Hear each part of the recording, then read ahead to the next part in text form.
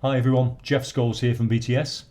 We've just finished day 2 of an R03 workshop that BTS have run in collaboration with the PFS. R03 personal taxation is a wide subject, so over the last couple of days, so Friday last week and Monday this week, we've covered the key subjects that make a difference to help somebody achieve a pass in R03. So that's focusing on income tax, capital gains tax, direct and indirect investments, inheritance tax, stamp duties and trusts. All in all, a packed couple of days, and that's not touching on every aspect of the syllabus. We've mentioned in passing where we could, national insurance contributions, residence and domicile, and then applying tax for individuals and trusts. We've had 14 people on the workshop, each of them at very different stages in their R03 journey. Some people have got the exam very imminently.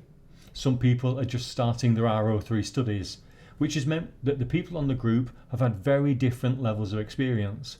And that has been a good thing. I think even people who've done their studies and are ready to be sitting the exam soon have probably learned something from the delegates who are relatively new to the studies. So it's been a packed couple of days. We've spent the last 2 days looking at not just the knowledge that's needed for an R03 pass, but also some of the processes that you can deploy for particular R03 questions.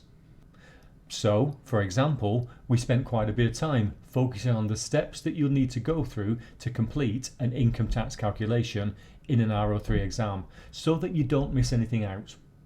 We've also been looking at understanding the logic behind some of the tax rules.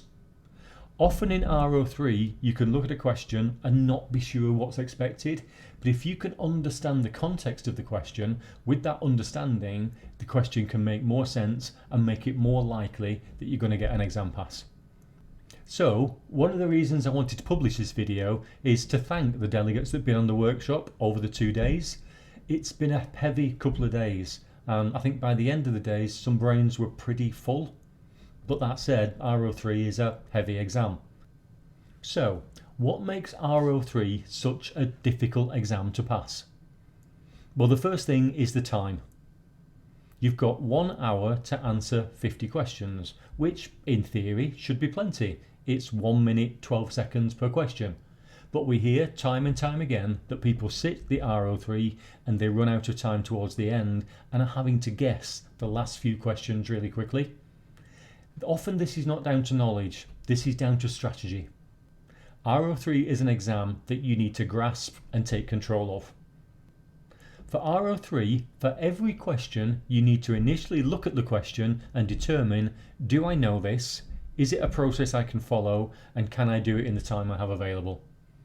If the answer to any of those is no, flag the question, move on and come back to it when you've finished all the others. We say this again and again, but there is no point getting 1, 2, 3 or 4 questions, difficult questions, correct, but not having time to do the others. If you can flag a question and move on, if you can pass all the others, then maybe if you don't come back to it later, it's not a problem. You've got a pass. Don't let any one particular question eat more time than it's worth. Each question is only worth 1 mark. So why not answer a few short ones that you can answer rather than a long one which you could answer eventually if you had the time. The other thing is practice. You need to get as much practice as you can before this exam. Make sure that you know how you will handle an income tax question, an IHT question, a question on capital gains tax. Make sure that you know all the details of the subjects that the examiner is likely to ask you about. Things like EIS investments, things like investments into real estate investment trusts. Look at past papers. These are commonly tested subjects, so the more knowledge you can have, the better. Just to close this video, I'd like to remind you of the resources that are available on the BTS website. BTS follow the STEP approach.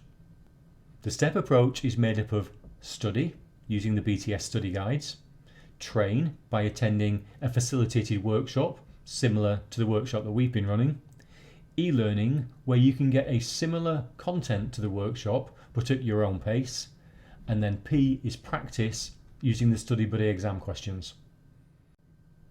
So let's close this video just by saying thank you again and good luck to all the delegates who've attended the workshops who are sitting the exam soon. Please let us know how you get on. It's great to get feedback from people that have attended the workshop. Good luck everyone.